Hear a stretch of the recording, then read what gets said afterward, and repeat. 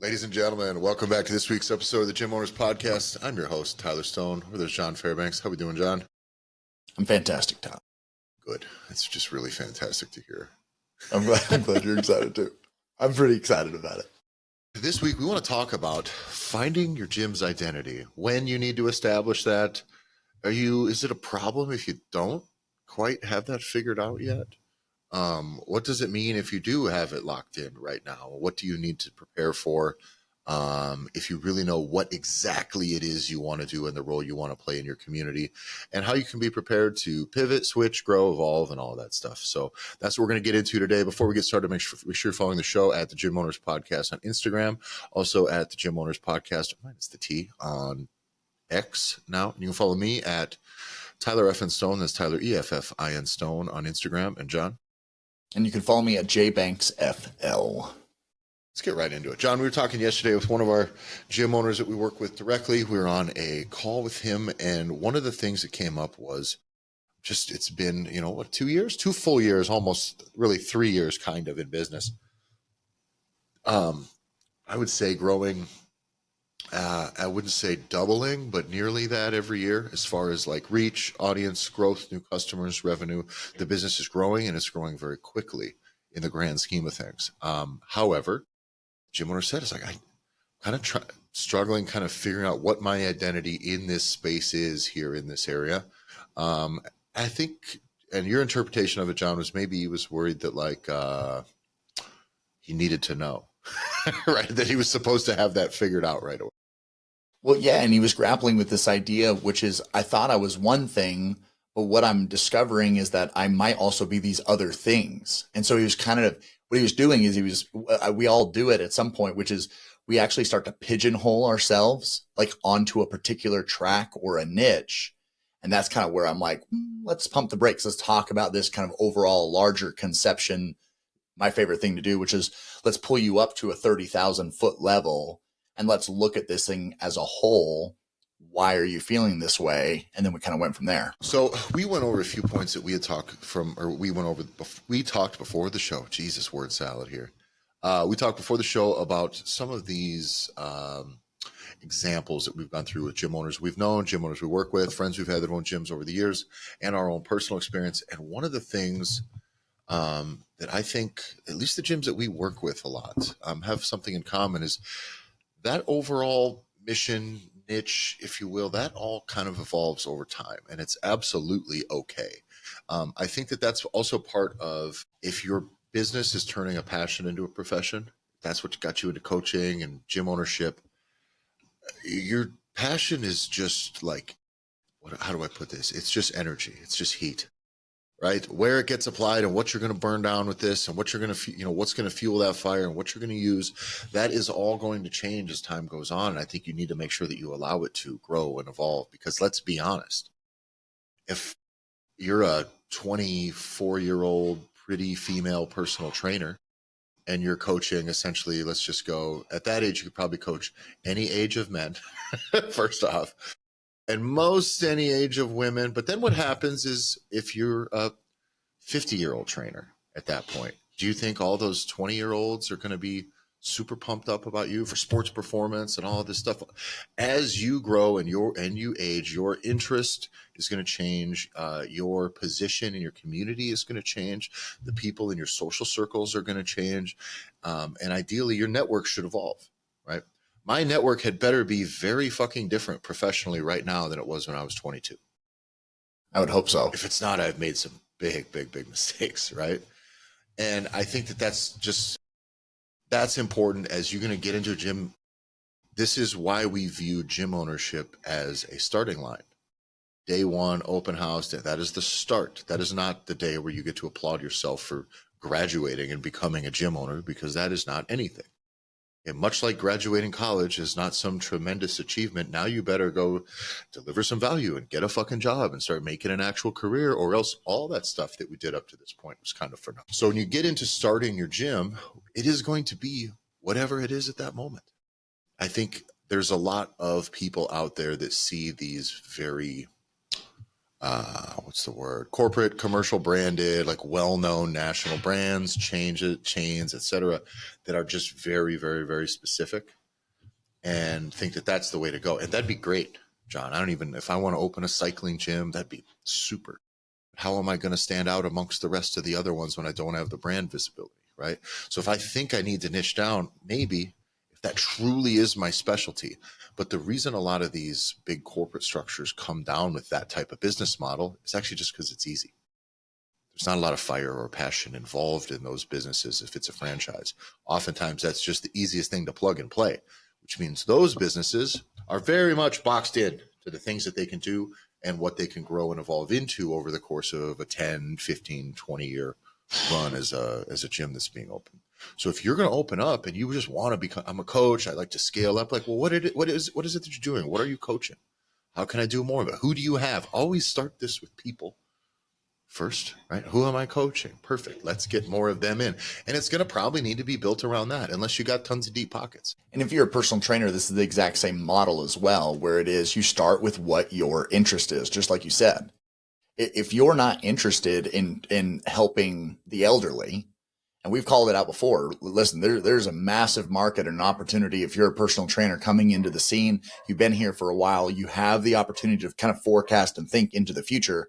What's going to be a captive, ripe audience that you could help? Well, it is going to be the elderly. It's going to be 55 years old and above.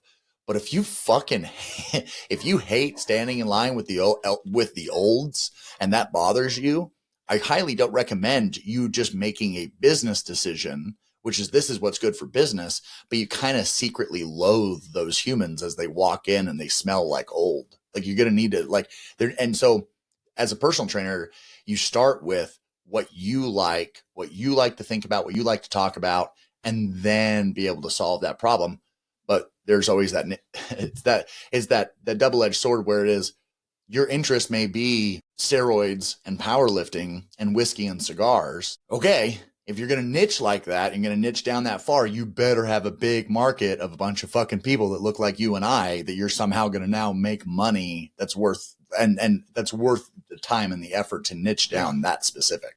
I think if you have the marketplace that just has enough people within a very specific niche to support your particular brand of fitness, right? Whatever that would be, go for it, because that specificity fucking rules. That specificity will draw them out. You know exactly who you're speaking to. You know exactly what they want to hear.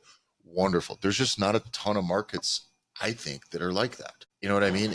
That aren't already. John, you want to open a boxing gym in a city of more than 250,000 people? Cool. I bet there's 3.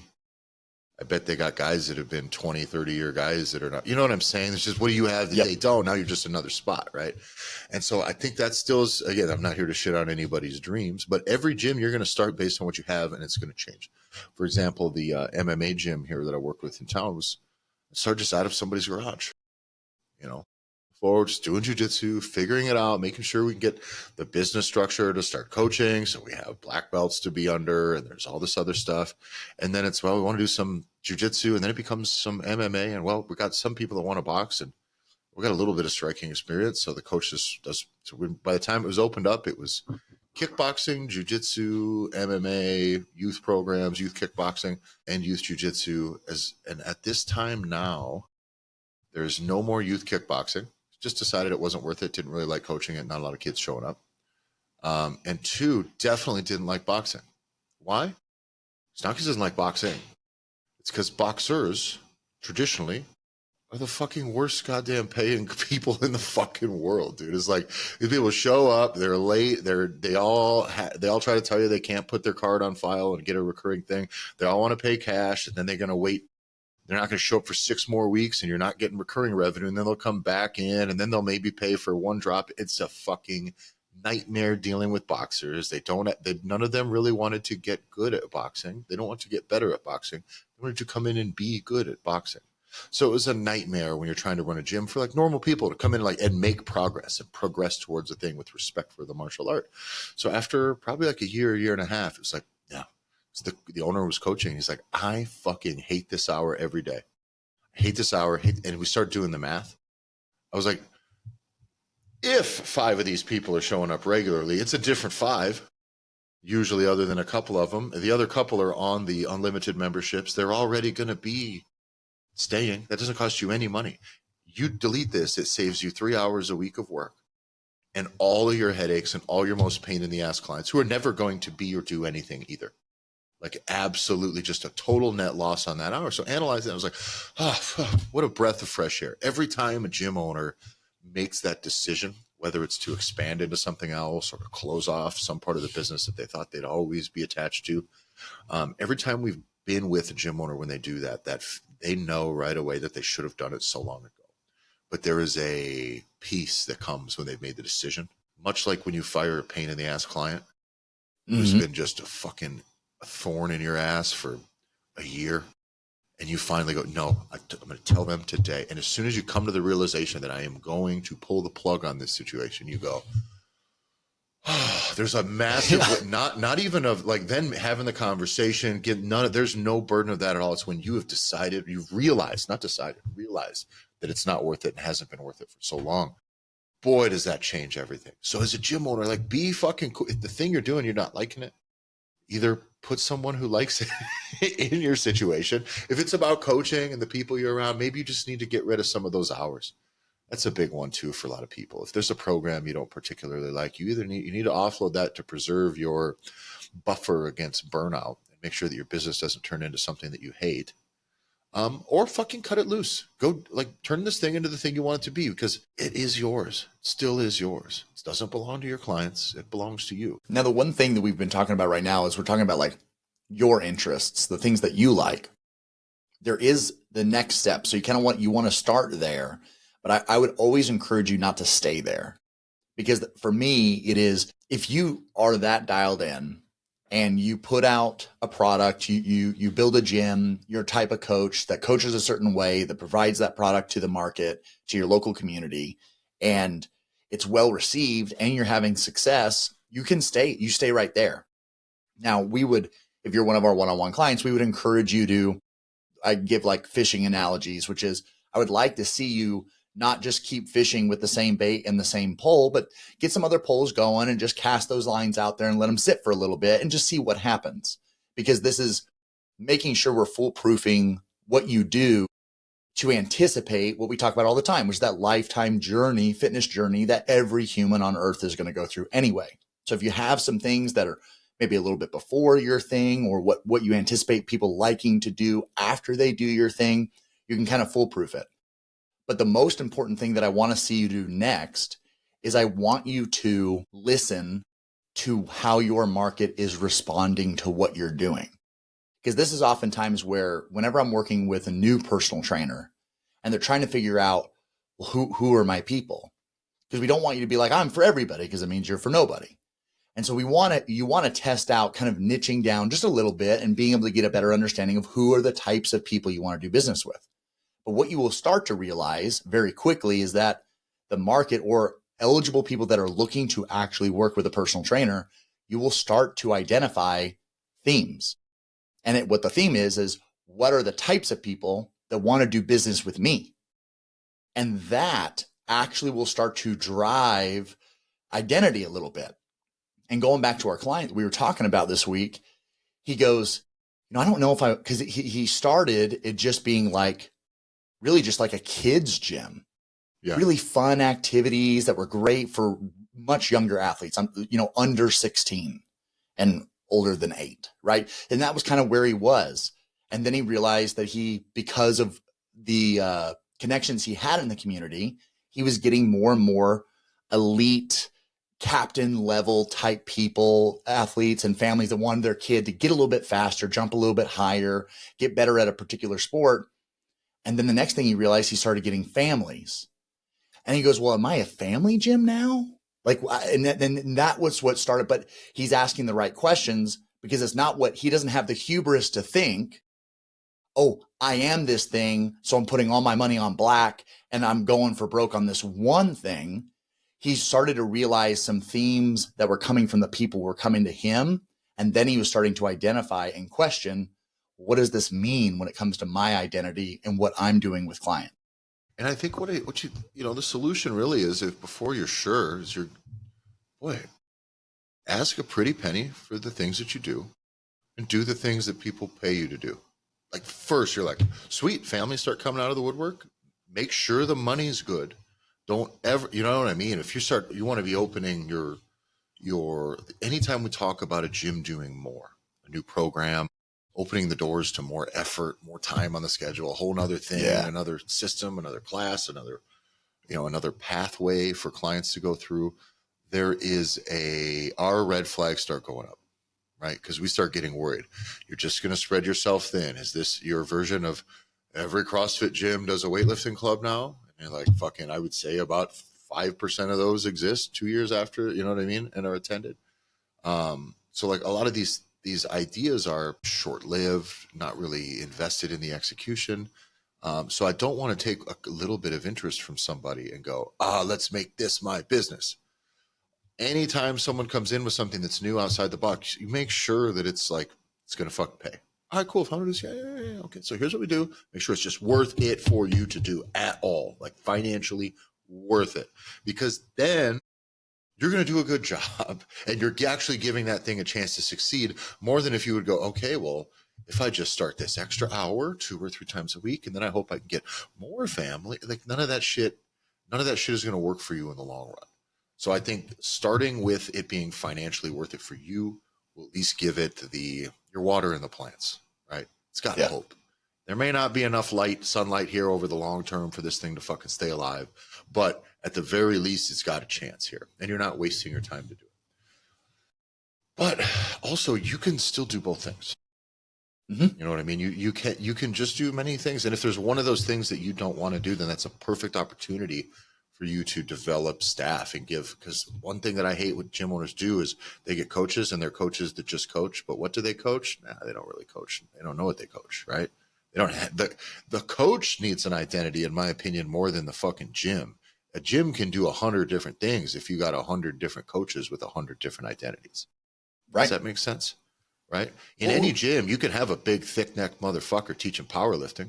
If he's a go-getter and people connect to him and he can get his own people brought in, that works great. And they can also have pretty fit, youthful, fucking fit mommy shit. You know what I'm saying? And then you can also have like serious weight loss training. If you have people, your horses are going to dictate what road you take or what road they're going to go on. And as it should be. So now what you have is instead of hiring somebody to put their feet up on the desk and keep an eye on the door and fold towels, wipe things down, maybe coach an hour and sweep and mop if you're lucky. Oftentimes they're probably just going to skip out on that when they leave anyways. Now you have a program that you can, when you're hiring, you can hire with that program in mind, with that concept in mind. And then when you bring in a coach who's like, hey, I'm getting a bunch of these families in. I would like someone who's interested in coaching groups of 4 to 8 or 3 to 8 people. They need to be friendly. Like, this is the thing. That can be a very different personality type than if you are getting an elite youth sports performance coach. And you will have some, what's the word I'm looking for? Friction. If you stuff the wrong people into the wrong box. Imagine if you miss those two things. That is why this ends up being not so much the gym's problem. This becomes a labor specialty problem, if that makes sense. Well, yeah, and we had a really good example. So our brother from another mother, Tyler Ryder, right out of Minneapolis. One we got to talk to him. Still got hair. Yep, bastard. One day he'll join the crew.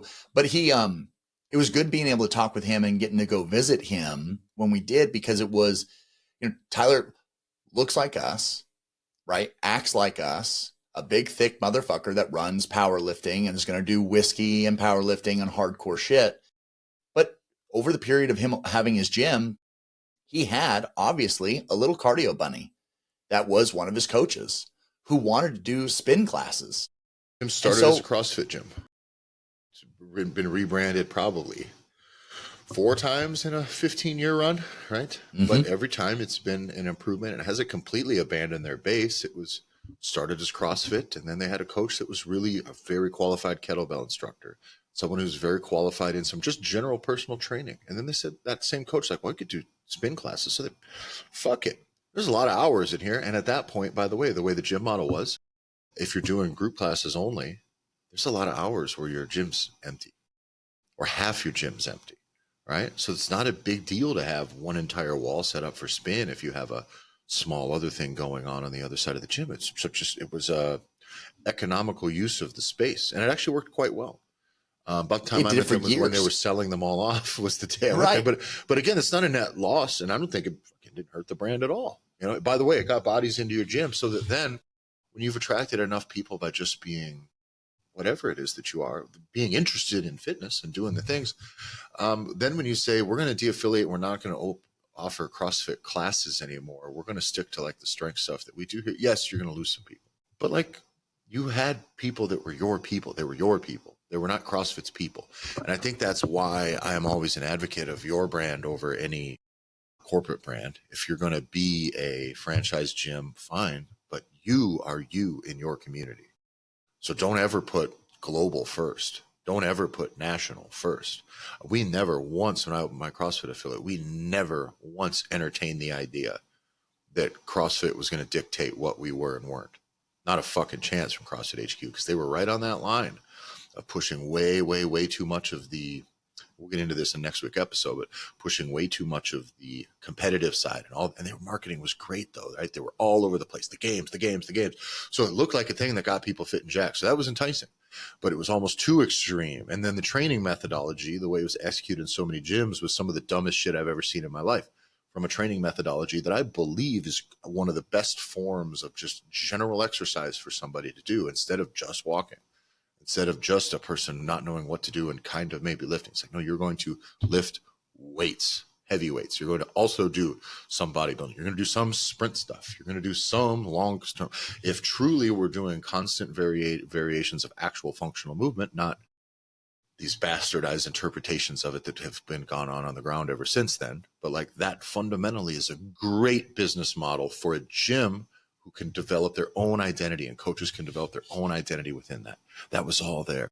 CrossFit HQ was just destined to fuck this up by making CrossFit Games the centerpiece of the thing. So I always, when people would come in, I was having to talk them out of all the stuff that they've seen. Well, I don't want to be flinging around on the bar. I was like, yeah, you don't have to do that. I don't think I want to be throwing barbells like over my head. It's like, yeah, we don't do that at all. You can do whatever. Like, yeah, well, there's always, but I got tired of having to say this. So it's like, well, they're not me. So boom, you know, around 2020, I tried to sell the gym.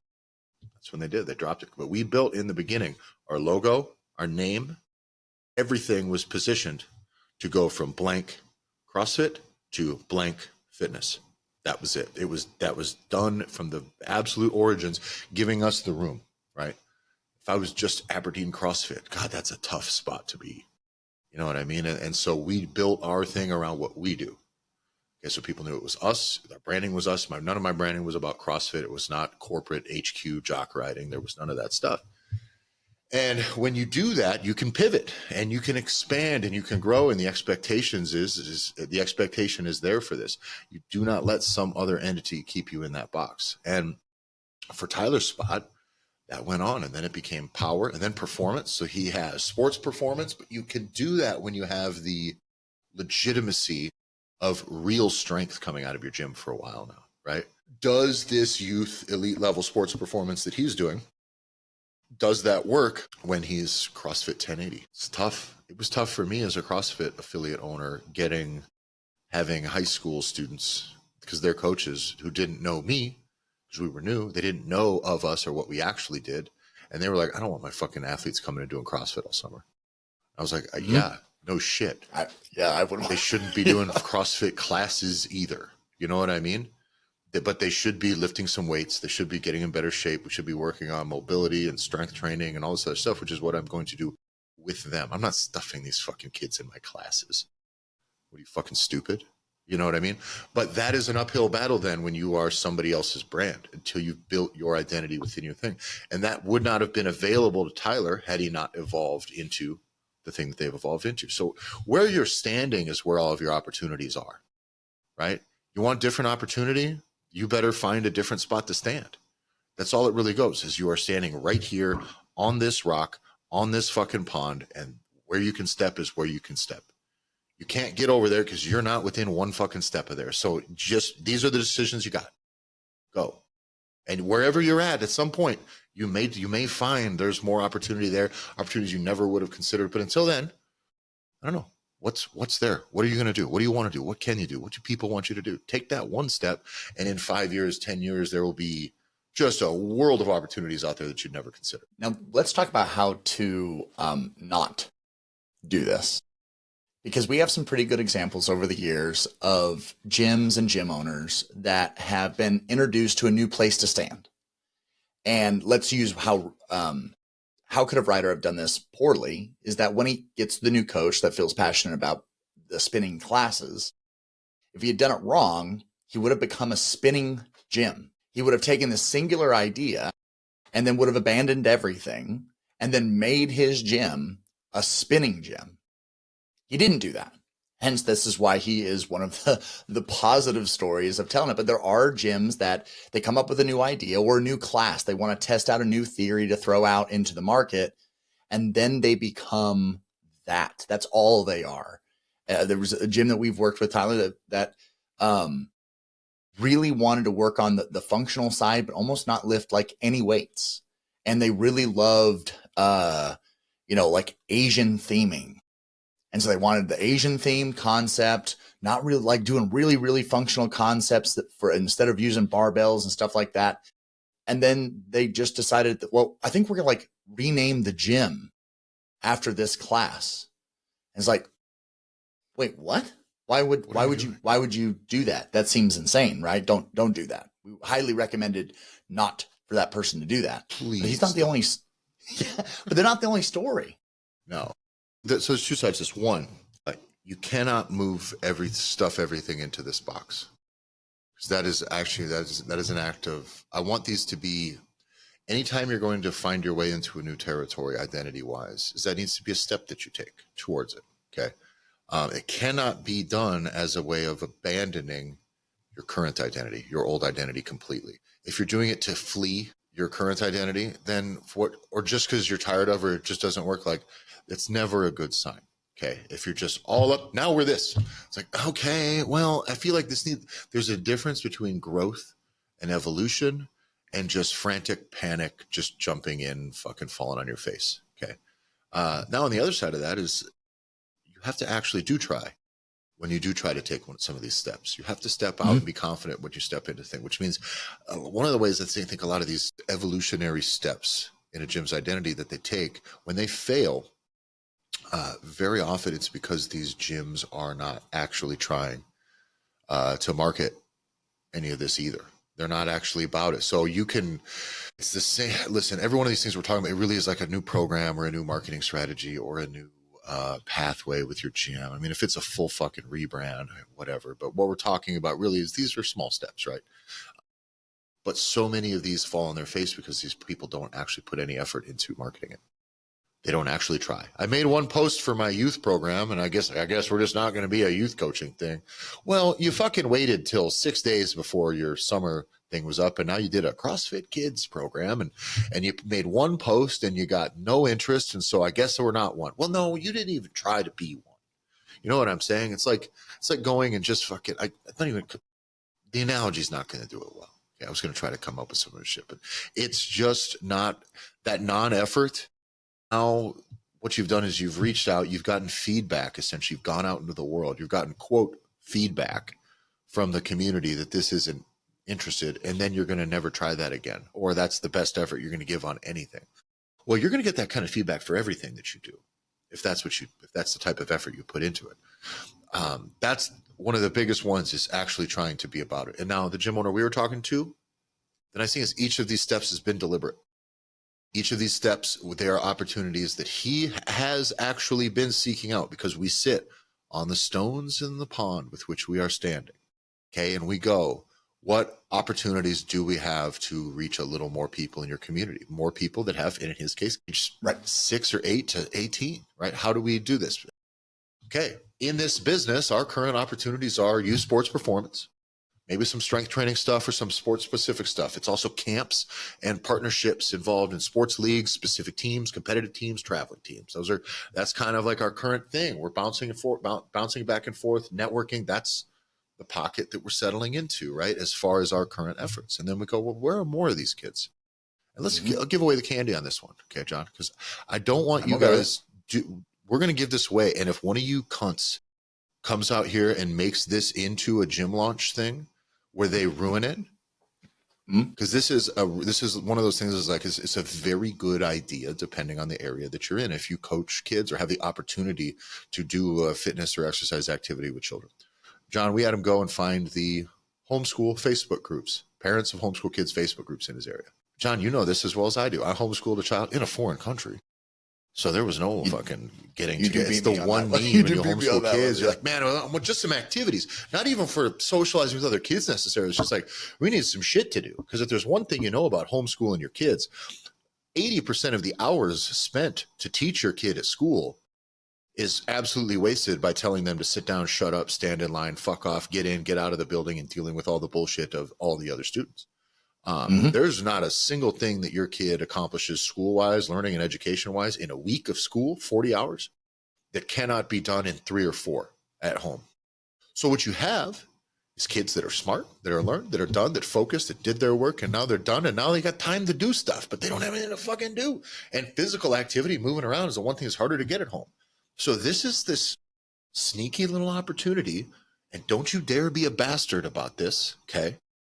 John, walk through the guidelines that we gave for him on how to get involved in some of these groups without being a dickhead and just actually presenting opportunities for these people and not wearing out his welcome and being because this Facebook thing where get out involved in Facebook groups and start poking, that is some of the shittiest, slimiest things. And those types of concepts have ruined Facebook groups for plenty of businesses and communities out there that want to use Facebook groups as a way to build a actual wholesome, decent community around the thing that they love. We had to make sure that this did not look like this and was not this. So tell them how we did that, John. So the first thing you're going to want to do is you want to see how ripe, right? We're going to use a lot of marketing language, so just fucking deal with it. How ripe is your local market with this target audience, with this target group, which is going to be homeschool families? John, just let's talk demographic wise. His market's probably a couple 100,000 people in his immediate area or more, right? Mine, 30,000. There is no groups of nothing out there for homeschool kids in my area. What about yours? So where I live, the town that I live, you and I are about the same. So I'm about 25,000 people, but we do have several 25,000 people towns that are around us, right? So you're probably talking about, in a reasonable radius is a 30-mile radius, and we're probably working around 100 to 150,000 people total that we could try and capture, right? So that's probably the minimum that I would say you want, right? Now, it all depends, and this is a point you've brought up before, Tyler. It depends on how active, while you could have a smaller market, how active are these people on Facebook and specifically Facebook groups? Because that's what matters. The issue really comes down to how large these groups are, and more importantly, how often are they being used on a daily basis? Right? Facebook groups, and this is heavy marketing, Facebook groups have slowly been dying for years. Facebook did a couple algorithm changes that really fucked Facebook groups to an intense degree, where a lot of people that only market and are virtual products, they don't do anything in person, it's all online, and Facebook groups have been a major part of their strategy, or have almost completely across the board abandoned Facebook groups. I'm not going to tell you where they went because it's fucking irrelevant for 95% of you, but they've left them.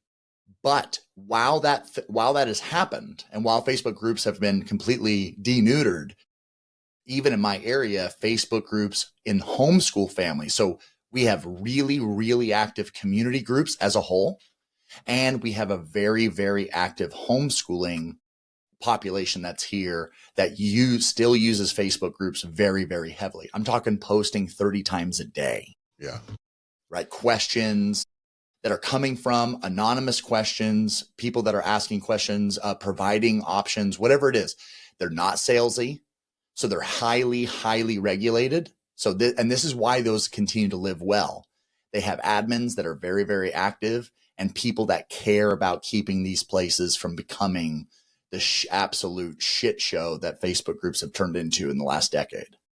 So that's the first thing. You want to get an idea. Do you have community groups, just general community groups where people are actively using them And then you can niche down, is the is the homeschool population in your area, are they actively using this as well? And once you got in there, John, give us You're a some fly on the rules wall. once you're in there. Yeah. So first rule when you get in there, shut the fuck up. You don't fucking say anything. You don't go in and try to sell. You don't start messaging people. You go in and you don't exist. You can maybe click some likes on some stuff if it's relevant, but don't be weird either. Don't just engage to engage, but you can be present probably a month for sure. For sure.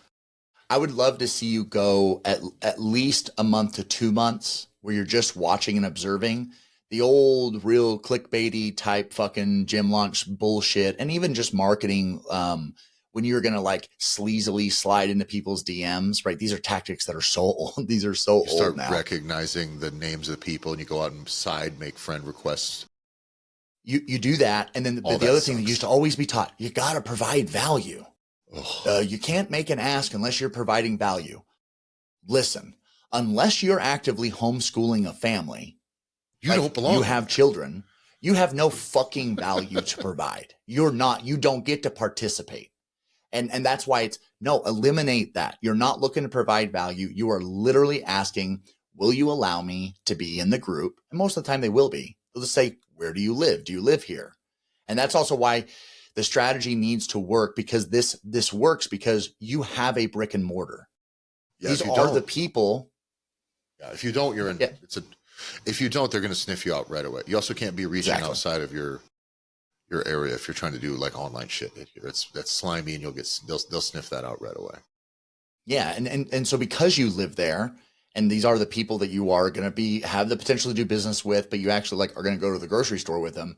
That gives you a little bit more skin in the game, gives you more validity to be in there. So they let you in, and then you sit and you quietly watch. And this is something you don't need to obsess over. It's a few times a day, pop into the group, give a couple of scrolls, set a timer on your fucking phone, say 5 minutes. I'm going to lurk for 5 minutes and look. And what you're looking for, because this is really when the rubber meets the road, what you're looking for are the asks. So it's very, very consistently, you're going to find families that are going to ask. You're going to find people, hey, is there anywhere that my 12 to 14-year-old can meet other kids? Are there other sports things that are besides the baseball league, the football league, or the basketball league?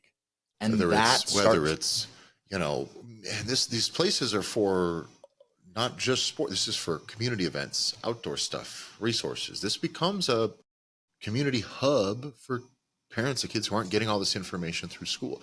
It really is great because it's like, what these people are in this group going, yes, how do I manage the homeschooling situation, the logistics of actually homeschooling? But a lot of it is, then what else do we do? What do I do with the time? What do we do with the kid? We need the social network. We need some sort of physical activity. So John, we start seeing people just posting like, hey, this winter weather's getting a little, kids getting a little stir crazy, can't get outside. It's been a little bit of snow. Is there any opportunities for the kid? Where do you guys take the kids to run? And some would be like, oh, there's a big covered spot. We let them go out and run out there. Or, we go out and the kids throw a Frisbee, or this is this big indoor place. And we go to the trampoline park sometimes. And there's all sorts of little ideas that these parents will feed each other. And then at that point, as long as you've not overstayed your welcome and or not, not spoken up too much, not crossed any boundaries, not violated the shut the fuck up for 4 to 8 weeks rule, then you can go, actually, I have this thing here. And I also would recommend, now we had him ask first, right, to the admin privately, say, hey, I'm seeing these people asking. I don't want to just be soliciting here, but I have a specific program, whether it's a camp or a event or something that might fit that's coming up. If some of these people are looking, I don't want to post it just to post it, but I could answer some of these questions here I'm seeing some of these people ask. And by doing that, you get goodwill.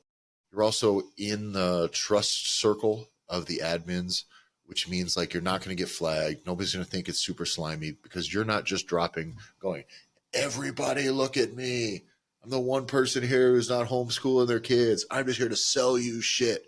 Like that sucks. And that happens. These Facebook groups get fucking jammed up by these things a lot. So number one reason, probably more than behavioral issues amongst members, on the boards, Oh yeah. it's solicitation is the reason that the admins exist. Because people can police their own behavior pretty well, but if idiots come in and just start selling and trying to sell in there, it sucks. So And it a lot of popped up times the in groups, response to some of those questions, and like, do you have any idea on exactly how that went, or how many asks he had maybe had to make there? I don't think it was many. I don't think it was, ultimately it wasn't many. And what the one thing that was nice is because he wasn't leveraging right the success of the gym or more importantly the success of the events or the camps that he was running was not dependent upon this population. This Just a was almost bonus. like, yeah, this is the cream on top, right? And so this is where he knew he had an event coming up. He had seen enough asks. He asked the permission from the admins to be able to post it, and then he just dropped it in. And then he did. He got interactions, and he's been probably playing with this for about 2 months, I would say. Yeah, I think we're And right so over the threshold. he hit it, and he took the right amount of time. And because he does a good job of having lots of opportunities for people to come in from all over the community, but now he was very specifically inside of one of the homeschool groups, and he got himself a lead. And And that shook out into four sales, family of four, private group, multiple times a week. The nice thing about this, John, is this is not even a specific program that we're topping off. This is almost just like bonus stuff, right? Because even this is like, this is probably the best money it can kind of be. You get a few of these families like this shake through, and all of a sudden your business looks quite different. There's a dozen people running 3 times a week. That's a lot. That's 36 sessions essentially a week. If this triples, and this is off of just simply the first opportunity, that's also likely the rarest to convert opportunity that he's going to present to that group, because the most likely event to convert that he's going to have is his events. Correct. Which is like, hey, Saturday, whatever, Friday evening and Saturday for an hour and a half each, kids ages 6 to 10, we're doing this thing here. And like, much like a night out at the park or this or that, or some of these other community events, this will be treated just like that. And now you have this group of people that are not normally exposed to your marketing, who are just going to be thrilled for something to do. And what does adding an extra 15 to 20 sales to a program like that, probably pretty consistently, honestly, is what's likely going to happen. It's time for him to double the amount of events that he's doing. Because they were already nearly full at capacity beforehand. So by simply identifying this one opportunity, not being a scumbag about it, like actually being concerned about delivering that value, now he's like, fuck, none of these parents give a shit about these kids being elite athletes at all either. You know what I mean? It's just, but good exercise. So now you have this whole other pathway of like family fitness and just some like, good healthy habits and general fitness and general health. And the business doesn't have to pivot. It just can also do those things. And I think it's a perfect little, what's the word I'm looking for? It's a little case study of how you can expand yourself into some of these other things. And you'd have no idea if you weren't just standing around looking for opportunities. And what I like the most about it is he ends up hitting, as far as I'm concerned, a grand slam his first at bat, right? Because it's not only did you get clients that are going to come in from this new target area that you've started to play with, but now they've also done private group personal training. Like, you know what I mean? It's like, it's the highest thing he possibly can offer, and they went for it. So understand, like, it still would have been a win if you just get someone from that population to come to an event or a camp, and then you're able to work your way up. But because he started there, that's now the word of mouth. And this is the word of mouth that we want to start talking about whenever you say you get leads from word of mouth. Now it's very, very specific, because this is going to be a very particular group. They're very tight knit, and it will spread like wildfire. It's kind of like getting into a church, and you start getting members from a church that start coming to your spot. Well, they start talking to their members of their church, and all of a sudden you start getting more leads, and they're all coming from the same place. But it's the many, many layers that exist, because once you get access to a particular population, you can then start to identify the same way we do, and we will continue to do with you on a one-on-one basis with this client. But the idea is, all right, how do we now target? How do we now support and provide opportunities to this particular niche down group, because now we're in the homeschool world. So now you have infinitely different propositions, value add-ons that you can provide to them that is radically different than what his normal product is. But he's not becoming a homeschool gym. No. And the tone of your copywriting will have to change for some of those specific programs, and that's okay. I believe as long as things are worded correctly, you just have to be careful. Listen, if I'm just like if I was saying send your youth sports athletes to my CrossFit gym for off-season training, how that's gonna a standard strength and conditioning guy is gonna be like, well, that sounds like a fucking stupid idea. Yeah. Like, unless the tone of that is, no, come train with us. Here's what we're going to do. We're going to focus on getting stronger. We're not going to just be getting you tired. We're going to put on muscle mass. We're going to teach correct movement. We're going to injury prevention, durability, explosiveness, speed. We're going to build those things. We just do them in a building that has CF outside. You know what I'm saying? Like that's all that really is. And so as long as you actually are what you say, now there's a lot of gyms out there, using this example I gave, that did that did just what I told in the beginning, which was, I was a CrossFit gym. We were CrossFit for CrossFit. 3, 2, 1, go. Boom, bars slamming, people flying all over the place, just terrible technique, and everybody's just fucking going to get themselves hurt in no time, right? And if that's what your whole thing is, people should be fucking concerned about sending their kid there to go and just do that stuff, to do those types of workouts, even if it's coached. Those types of workouts are likely a fucking waste of time for a 15-year-old kid whose number one priority isn't to get tired and isn't really for conditioning. If it's for sports performance, it's one thing that matters more than anything else: size and strength. Put it on now while the getting is good. So if all my branding is just, people, I'll get some CrossFit people up my ass about this, but it's no different if you had a hot hit studio, okay?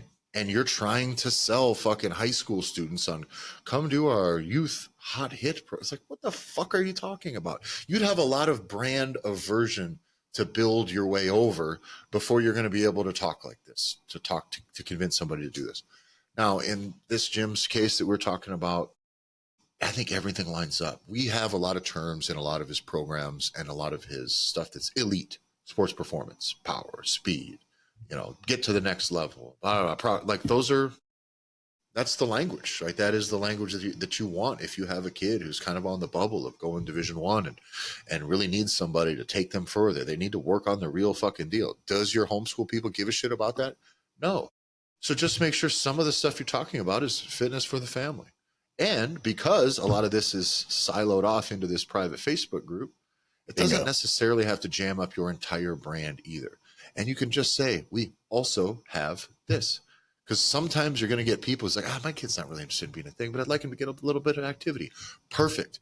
Because you're prepared already now to sell to the homeschool people for family fitness and just general exercise. When you get somebody who just wants their kid to come in and move, and it's like, I don't need this kid to become the whole, that's not what we're really here for.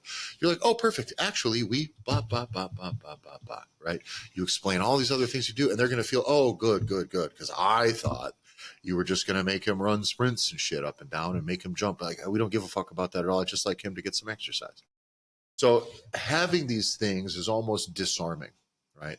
Yeah. It's the one thing that when I would get clients that would come into our affiliate, when new clients would come in and they wouldn't want to do group classes, they would be so relieved to know that you did personal training. Oh, we actually have one-on-one personal training.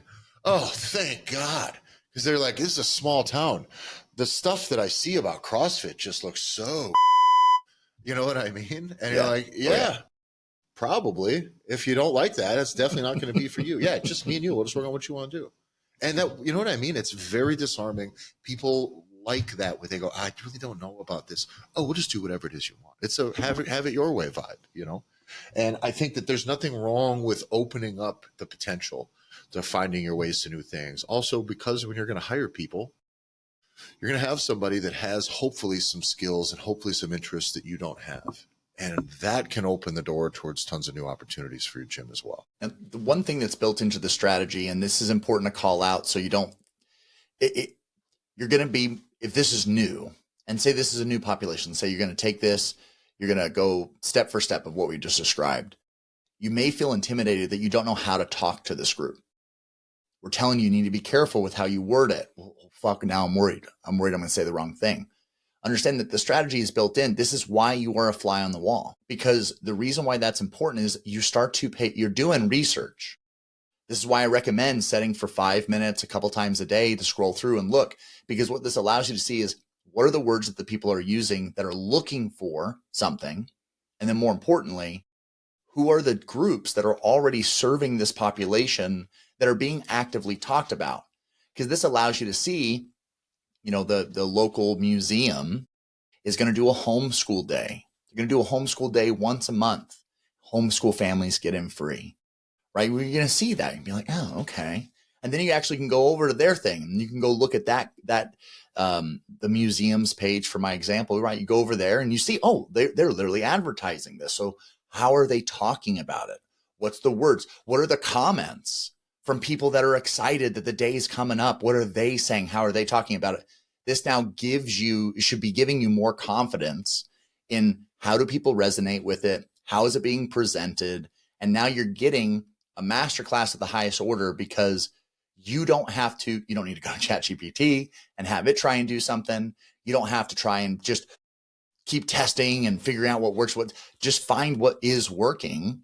And what's importantly is people that are serving a particular niche down population, they're in the business of wanting to help like that group. There's a reason why they've targeted them. So this allows you to be able to kind of get all of this, sometimes just through osmosis, just because you're there and you're allowing yourself to kind of be surrounded by it, that should be giving you the confidence of how do I do this? Who am I? Who should I go talk to? Because for me, I'll always default to networking and speaking, getting out of your building and talking to people in your community. For me is so, so, so important. So now, who the fuck do I talk to? I don't even know. I've never even thought about this community before. Well, now you kind of get these little baby steps and pushes in the right direction. So when you're ready to start playing that game, you have a little bit more confidence. Now, one side of this too, which we have not gotten this far with this case study yet, this will be the highest value, your follow-up for testimonials, reviews. It's the highest value per that you'll ever get. Now, our strategy with this specific gym in this case is not, of course, we want them to get reviews the standard way, right? Please leave us a Google review. We're going to have that built into your process. Let's get that on Google. That works great.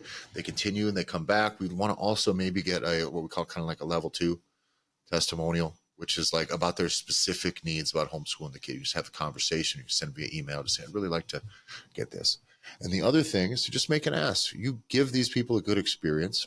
Okay. Maybe it's just results over the long term, or maybe they're just really impressed day 1, day 2, week 1. And you can say, hey, if you had a good time, like I don't want to be in there posting a bunch of salesy shit, but if you want to post a photo of the out front of the place and say, today we brought our kids here and Gordon was great and the place was great and we love the facility and it was really awesome. And we would if you would recommend this to other people, I would like you to recommend it in this Facebook group, please, if you could, because that's how I found you. It'd be great. And the people that are willing to do that, holy shit, that will absolutely, because you saying it won't do much. You saying it in their words will do better. Them saying it in their words about you and posting it about you on their own personal Facebook, that goes pretty far. Them saying it, all those other criteria met, except for it's within this specific group that is exactly the Facebook group that's ripe for your particular program and the things that you're doing, the people that are in their exact same situation. 5x, 10x the lead generation, I would guess, per eyes. So that's, again, it's a closed system. It's a loop. It's a feedback loop of success we're trying to create. We don't want to walk away from any aspect of it. You just have to treat it differently because it is a slightly different situation, right? It's slightly different than yelling into the void on Facebook. You go in there and start yelling. And listen, John, we advocate for gyms to yell into the void. I don't care if you're not making anything, fine, but you got to post something. Post something. Again, we shit on these gyms all the time. But if you haven't posted anything in 3 months, 4 months, you're posting once a month. God, you better be so busy and swimming in fucking money. even then, I still think you're making a mistake, because at some point you think you want to keep that faucet running. But if you get to that point and you're just creating and creating and creating and creating, still there's not a ton of awesome engagement. But we still are advocating you need to be doing something. People are seeing it. Maybe they're not liking it, but they are seeing it. People know what you do. They actively are, it is catching the attention. I see it all the time when I go around this town. I had somebody yesterday who had no fucking idea. Said, boy, that client of yours so-and-so looks great. Oh, cool. How's that push-up challenge you guys are going to do this week? And I said, I have no fucking idea who you are or why you see something very specific on about like a push-up thing that I'm doing with one client out of the hundreds of things I've posted this year. We're getting to that one next Monday, but I have to walk away going, how the fuck? I don't know this person. They've never clicked like on a fucking thing. That happens everywhere I go. I get stopped 3 or 4 times a day from people who, oh, this client's yours, or so-and-so is doing great. And this, oh, I see, boy, you guys are really doing it. Oh, it's really glad. It's such a great value offer. You're doing this and you're not getting any fucking reinforcement on the place that you're doing it. And that's okay. I want you to be okay with blasting your shit out into the void. The things that you do, make those asks, do your thing. But when you get into these groups, shut the fuck up. That's what I mean. It's like a lot of these marketing principles got to be backed off, because a lot of these shitty sharks in our industry that are just basically, what's the word, mimicking strategies from all these other industries. They're the reason that Facebook groups have been ruined, by the way. These groups being used as a way to absolutely just be marketing tools for other people. I'll say this because this isn't going to get that far, but a friend of ours, client of ours, they own one of those like DIY mattress places, like cheap mattresses. I don't know even what they're called. They're like, it's a franchise situation, but their marketing strategy is very, I'm going to use the word thirsty, but not in like the half nude type way thirsty, but lots of posting, lots of just trying stuff on lots of different platforms, there's just a lot of shit. And one of the strategies that they give out is to start your own Facebook community like group around your town, which is just like raving reviews of other businesses in your town. So this person who owns this then gets to go around and go, oh, anytime they buy something from somebody, they post it. The service was great. And they're just pumping up stuff. Other people will then post attaboys for other places. And then now she gets the opportunity to grow this huge thing. And then just peppered in there is the mattress stuff. But that's like the main thing. And she can generate content, reels, put it in other places and drop it in there. But what you have is this place with, in a small town like this, thousands of people actively engaging that you're also the admin of, right? So you can do whatever the fuck you want to do. Now, I'm not a big fan of that for us as gyms or whatever, but we talked about this last week about the running club. All right. It's not a dissimilar strategy, if you will. But a lot of these are ideas that have already been used and worn out thin by people that are not the good guys.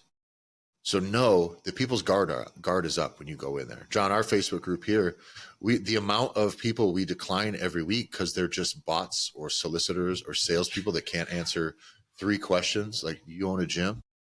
Well, I just would think we'd like to maybe talk about some of our CRM. Fuck you. You know what I mean? We have no desire to deal with any of that shit in this group. But most of the efforts is just keeping those people away, because that's all those groups have become. So find one that is, ripe, active, engaged, specifically, in the pocket that you kind of work in, and then get in and be a good guy about it. And just see what opportunities present themselves. Because you don't have to go in there and start throwing your weight around. You might go in there and find out that there's nothing there for you. Yeah. Don't try to change the group. Don't try to change the engagement of that group. It's not your group. You don't belong there. They're letting you there. So, but if you do this right, this same strategy, you can apply to almost any little thing, like any type of thing you want to do, or any new program you want to do, or any new audience you maybe want to secure or want to try to grow a part of an audience in your community. I think that's a great starting point. Absolutely. Yeah. The reality is that you do have the ability to, we preach all the time inside out. You want to take these ideas, you want to work them inside out. You work them small and then work that initial ripple effect as you get more and more complex, as you expose it to more and more of, whether it is working one-on-one to working small group to now providing a larger class to then opening it up to the community. This is another part of what I would just say is like R&D. Yeah. This is the preliminary research and development idea where it says, I'm thinking about this. I'm thinking also now about a running. to expand the niche that this gym owner was talking about, this thing where it's, oh, we're going to have kids that maybe aren't actually pursuing sport. That's a new thing that maybe he's not really sure if that's the piece he wants to get into. But you know what piece he was wanting to get into for sure, because he had kids while their parents were just sitting outside in cars, was families working out together. Custom groups where it's the parents and the children. And now with the homeschool kids, that is probably your best chance at getting those types of deals done, because now it's like, okay, we need a family activity that's active is actually almost better than just a, here's the kids for 45 minutes activity. So you have, just the kids side, just the kids sales for your programs, your coaching, etc. But then now this new thing that he's also trying to do now, we realize you're like, pops up that, oh, this might fucking crush for that now too. It can give fuel to lots of your other ideas and lots of the other stuff that you're already doing. So don't pigeonhole yourself, but don't worry about having to like establish it all right now. Just get out there and do the things that work, do the things that you want to do, and do the things that the people want to do. If you continue to add value to your community, not adding value to Facebook groups, but add value to the people that are doing business with you, all roads are going to lead the money in your pocket. So that's all we got for today. Thanks for listening. Make sure you follow John at JBanksFL. Follow me at Tyler F. and Stone. Those are both on Instagram. You can follow the show at the Gym Owners Podcast with no T on X.